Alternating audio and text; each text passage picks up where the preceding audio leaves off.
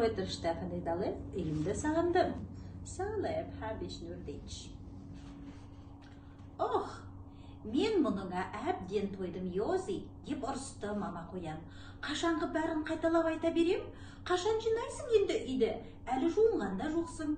Таңғы жаттығуыңды қашан жасамақсың деді. Мен де тойдым деді қоян. Йози айқайлап.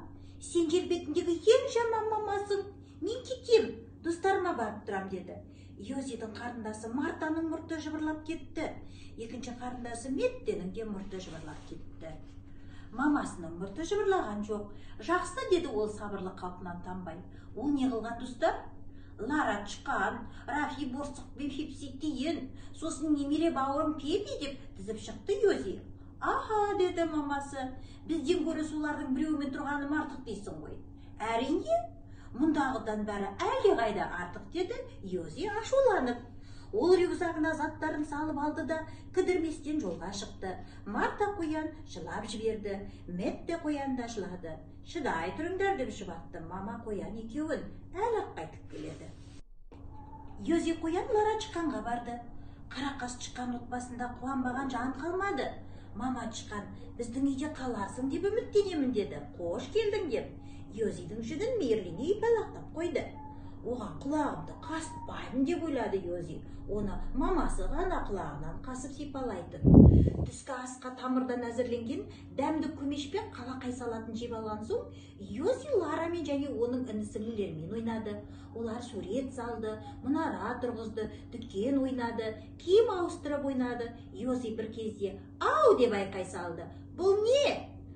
«Ал сен шарик басып кеттің» деді Лара. «Тобығымды шығарып ала жаздадым ғой» деп жыламсырады Йози. «Еденнен не жоқтың бәрі шашылып жатыр ғой, үйлеріңді мүлде жинамайсыңдар ма өзі?»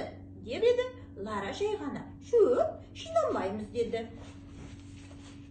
Маринатталған қызғалдақ баданасын жеп, жақсылап тамақтанып алған соң бәрі шаршап ұйықтап қалды. Түнде Йози дәретке қысылды. Қап-қараңғы. Йози ойыншық дүкенге сүрініп жығылды. Текшелерден қаланған мұнараны қағып кетті.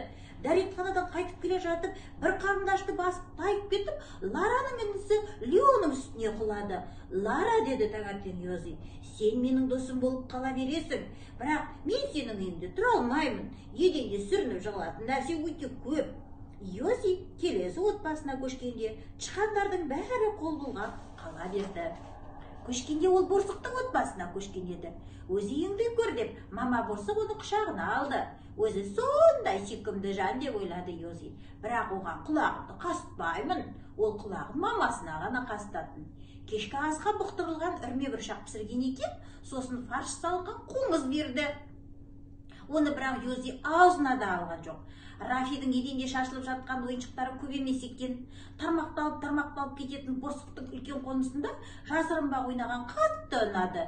Тек бір қызық иіс бар екен. Ненің иісі? Йози Рафи мен оның екі кішкене бауырының қасында жатты. Мұнда да бір түрлі иіс бар. Йози ойланып жатыр. Осы Рафидің үстінен үнемі бір түрлі бір иіс шығып тұрмаушы ма еді? Таңертең оны Рафи оятты. «Таңғы ас дайын» деп айқайлады ол. «Сосын ойынымызды жалғастырамыз.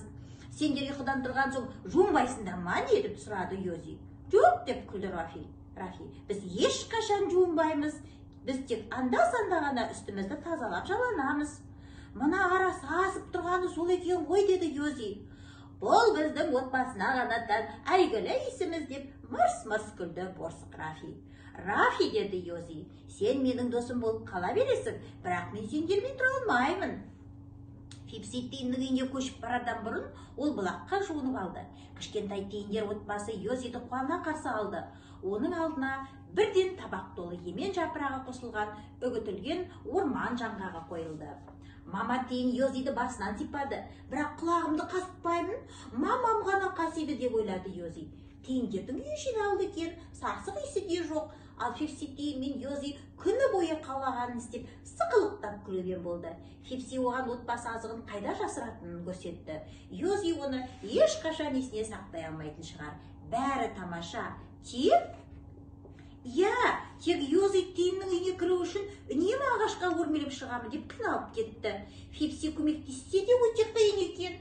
мұның жанында біздің таңертеңгі жаттығуымыз түк емес екен ғой деп ойлады Йози. Ол Пепсиге: сен менің құрбым болып қала бересің, бірақ сенімен тұра алмаймын деді. Йози өзінің немере бауыры Пеппидің үйіне қарай жолға шықты. Ол орманнан, көгалды алаңқайдан, егістік пен көпірден өтіп ауылға жақындады. Тәтесі Гесине оны бірден құшағына алды. Ол мейірімді, бірақ оған құлағымды қасытпаймын, мамам ғана қасиды деп ойлады Йози. Немере бауыры Пеппидің үйінде бәрі керемет. Йози ештеңеге сүрініп шалынбады. Сасық иіс жоқ, қиналатын да ештеңе жоқ. Тек жақсы нәрселер, бүкіл отбасымен бірге шығатын көңілді серуендер, Пеппи және оның достарымен ойнайтын қызықты ойындар, күнде жейтіні сәбіз, не шалғам. Осында қаламын деп ойлады Йози екінші күні. Осында қаламын деп ойлады Йози үшінші күні. Тек алқымына бірдеңе тығылды. Осында қаламын деп ойлады Йози төртінші күні. Тек іші бүлк ете қалды. Тек осында қаламын деп ойлады Йози бесінші күні. Жүрегі сыздап кетті. Алтыншы күні қоян Йози: бәрі мені жақсы көреді. Көңіліме жақпайтын ештеңе істемеймін. Қажетімнің бәрі бар, бірақ бір нәрсе жетіспейді деп ойлады. Бір кезде Йози рюкзагын арқасына аса салды да егістіктен көпірден жүгіріп өтті. Үлкен алаңқайдан секіріп өтіп, орманның іші мен қоянның үйіне жеткенше зулап келді де есікті ашып қалды. «Мама!» деп айқайлап жіберді.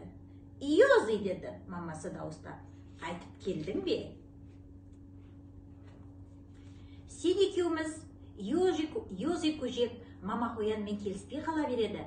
Тағы да үй жинауы керек, жуынуы керек, оған қоса таңғы жаттығу жасау керек. Бітпейтін керек әйтеуір. Йози достарыма барсам, бәрі үйдегіден жақсы екені анық деп ойлайды да өз үйінен көшіп кетеді. Бірақ бөтен жерде бірдеңе жетіспей, аяқ астынан жүрегі қатты сыздап, құлазып кетеді. Үйімді